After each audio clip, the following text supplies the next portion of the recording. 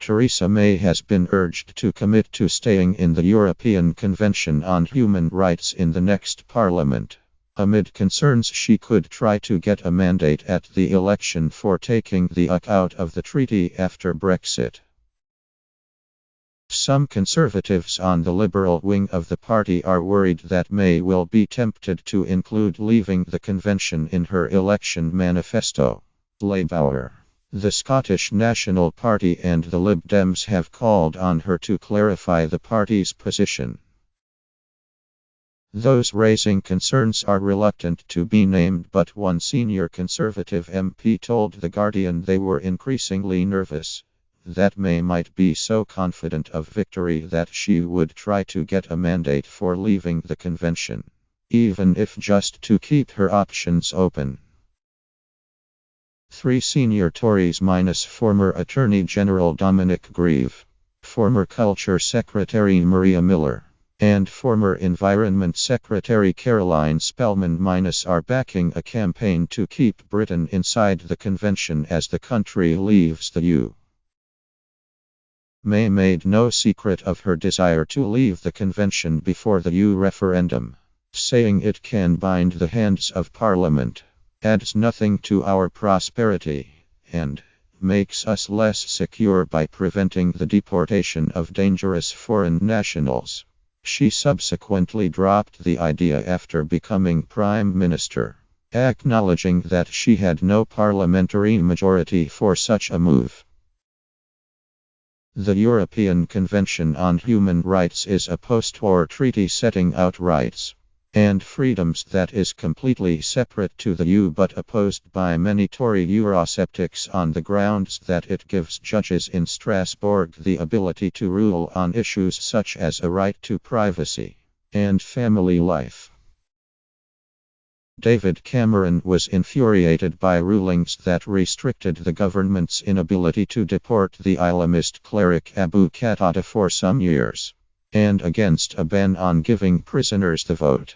However, at the last election he put forward plans for a British Bill of Rights to restore some sovereignty over human rights while staying inside the European Convention. May will now have to decide whether to proceed with those plans after Brexit, or go further and take the UK out of the treaty, as advocated last year by Nick Timothy, her company chief of staff, who is heavily involved in drafting the Tory manifesto. Joanna Cherry, the SPN's Home Affairs spokesman and MP for Edinburgh South West, said, "We will be taking steps this week to get her, May, to try to clarify her position. We will certainly be putting a commitment in our manifesto to stay in the ECR. My understanding is that they shelved it because of Brexit, but the official position is that it will be all tied up after 2 years. So will they put it in?" Shami Chakrabarti, the Shadow Attorney General and former Director of Liberty, said, "Theresa May's attitude to human rights veers from the ambivalent to the positively hostile.